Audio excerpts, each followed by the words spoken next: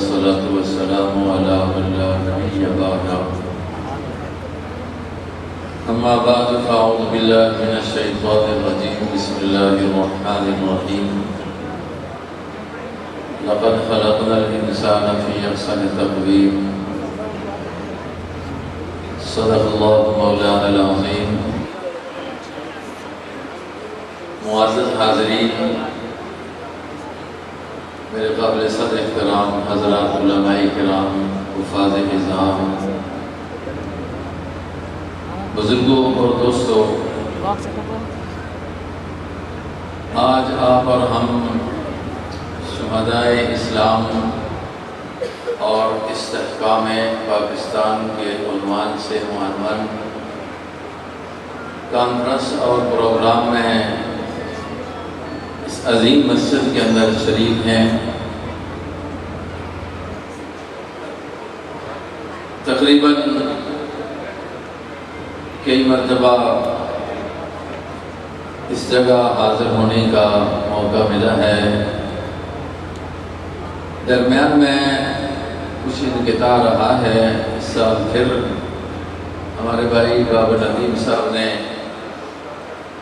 اپنی ٹیم کے ساتھ مل کر الحمدللہ یہ عظیم پروگرام ترتیب دیا ہے۔ اللہ تبارک و تعالی اس کو قبول فرمائے۔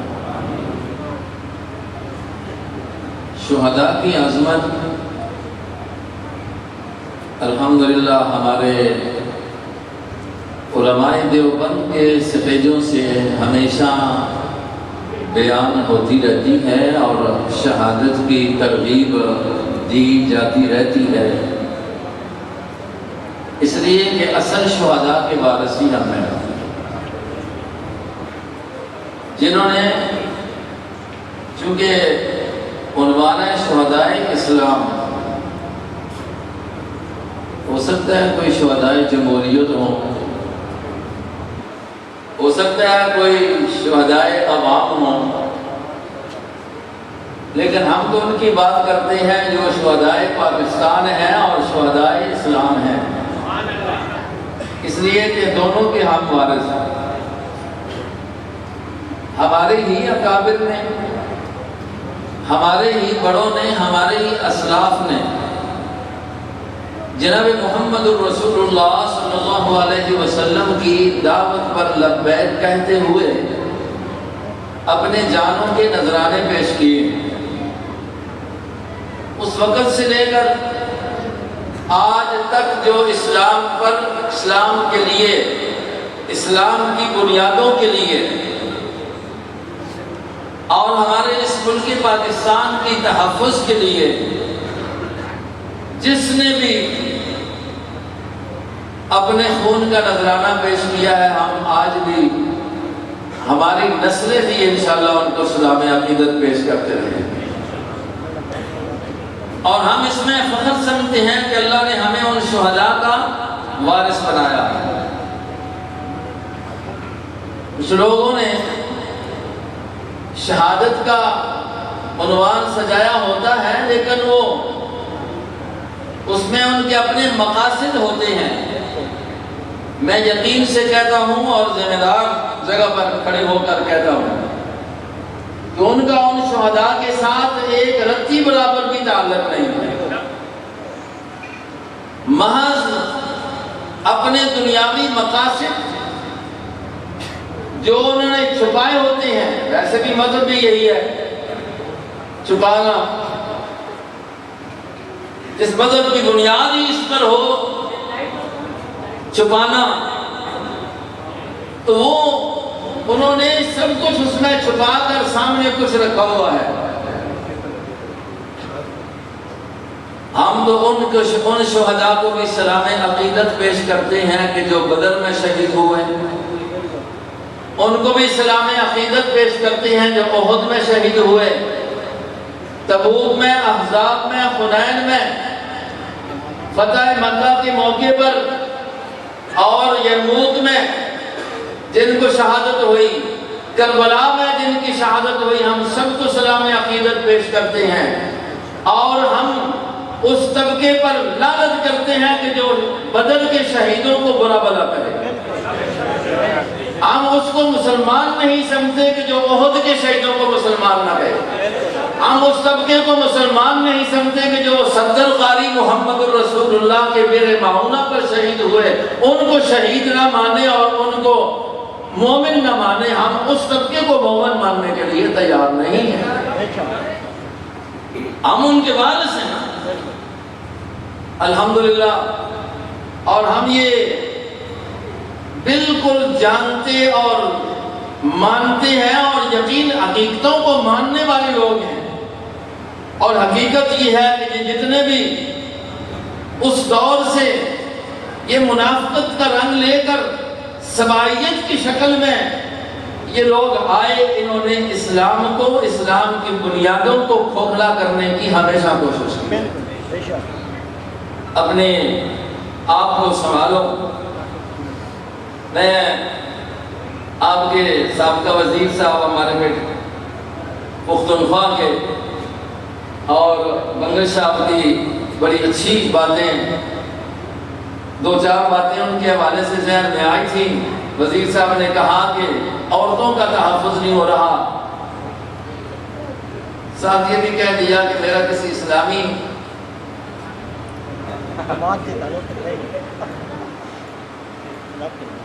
اگر عورتوں کا تحفظ کہتے ہو تو پھر اسلامی تاریخ سے کیوں نہیں جڑتے ہو؟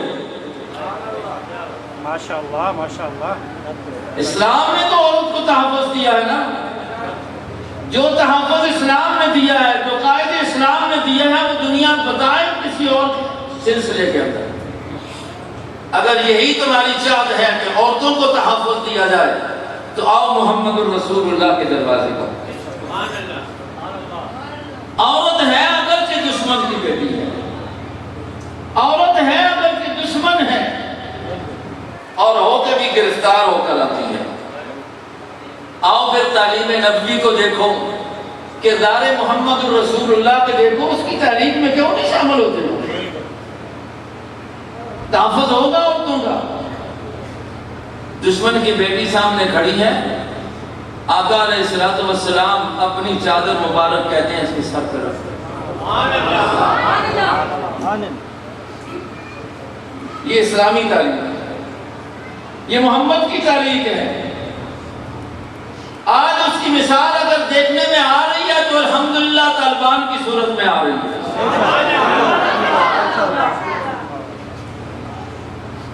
تحفظ دیا ہے نا، تحفظ دیا ہے کہ چادر محمد نے پہنائی ہے. عورت کا معنی ہی عورت ہے پردے میں رہ کر. آؤ پردے میں رہ کر زندگی بسر کرو. اسلام تحفظ دے رہا. یہ تو محمد الرسول اللہ تھے. پھر اسی عدی کی بہن کا یہ بیان بھی کبھی سن لیا کرو اور کبھی پڑھ لیا کرو. اس اسلامی تاریخ کو تو پڑھ لیا کرو کہ کس طرح اسلام نے تحفظ دیا ہے. صحابہ اکرام کی جماعت کو محمد الرسول اللہ کہتے ہیں کہ اس کو اپنے گھر پہنچا دو. تاریخ کی حقیقتوں کو ماننا چاہیے. اس کو اپنے گھر پہنچا دو. جوان عورت، جوان صحابہ اکرام رضوان اللہ علیہم اجمعین، اللہ اکبر، جب گھر پہنچاتے ہیں بھائی دیکھتا ہے کہ یہ ان جنگلوں سے گزار کر، ان راستوں سے، بیابانوں سے گزار کر یہ نوجوان میری بہن کو یہاں پہنچانے وقت کے لیے آئے ہیں. اس کی عزت کہاں محفوظ ہوئی ہوگی؟ بس یہ آنکھوں میں جب بات اس عورت نے پہچان لی، اس عدی کی اور آدم کی بیٹی نے جب اس کو جانچ لیا کہ میرا بھائی آنکھوں میں چہرے کے اندر اس کے سوالات ابھر کر آ رہے ہیں، تو فوراً کہنے لگی بھائی عجیب تو سوچ رہا ہے، تجھے تعجب ہو رہا ہے. خدا کی قسم اٹھا کر کہتی ہوں کہ اتنی تیری چار دیواری کے اندر میری عزت محفوظ نہیں جتنی کہ محمد کے یاروں میں محفوظ ہے. موٹر وے بھی لوٹا جا رہا ہے. موٹر وے تو دور کی بات ہے، اسمبلی ہال لوٹا جا رہا ہے. وہاں میں بندگی نہیں ہے. اللہ تبارک و تعالیٰ نے دین میں رکھا ہے. بہرحال بات یہ ہے کہ بنگوی صاحب نے بڑی زبردست بات کی ہے، انسان جب خوف خدا بندی ہو تو پھر انسانیت جو ہے وہ انسانیت بنتی ہے۔ ضرورت اسی بات کی ہے کہ ہمارے اندر کیا آ جائے؟ خوف خدا بندی آ جائے، انسانیت آ جائے۔ جب انسانیت آئے نا، خوف خدا بندی آئے، جب انسان اپنے مقصد کو پا لے تو پھر عمر فاروق کو پڑھو تو پتہ چلتا ہے کہ پھر انسان ایسے ہوتے ہیں۔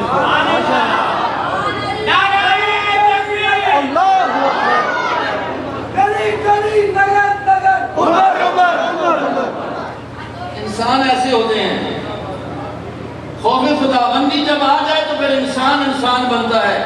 22 لاکھ مربع میل پر حکومت کرنے والا اونٹ گم جاتا ہے بیت المال کا،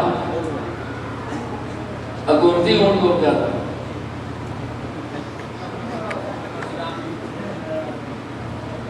بیت المال کا اونٹ گم جاتا ہے، عرب کی گرمی ہے، مدینہ منورہ ہے، عمر فاروق رضی اللہ تعالیٰ عنہ جنگل کی طرف روانہ ہو رہے ہیں، آگے سے عثمان غنی ملتے ہیں، کہتے ہیں امیر المومنین کدھر جا رہے ہو اس وقت اور اکیلے جا رہے ہو؟ کوئی باڈی گارڈ جی بولو، کوئی باڈی گارڈ؟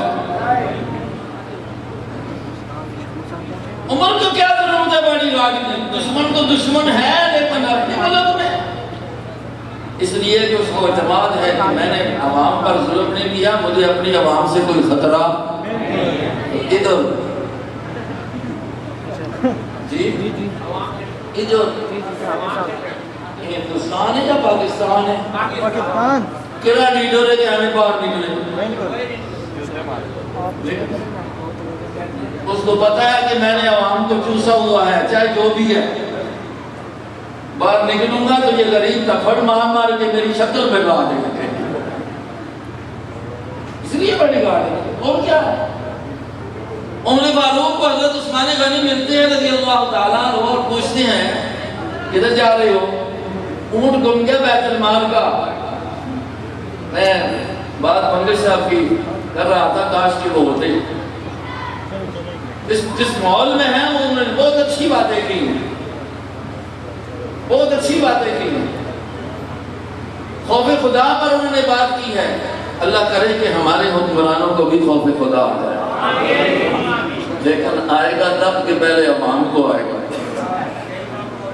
اس لیے عوام کو خوف خدا نہیں تو ان کو تب بھی تو بٹھاتے ہیں، ان کو خوف خدا کیا ہو؟ آپ ان کا منہ بٹھا لیتے ہیں اور پھر کہتے ہیں کہ یہ ایسی ہے، یہ ایسی ہے۔ ہم نے آپ بٹھایا، ہم نے تو خوف نہیں کیا ہوتا نا۔ اللہ کرے خوف خدا نصیب ہو جائے۔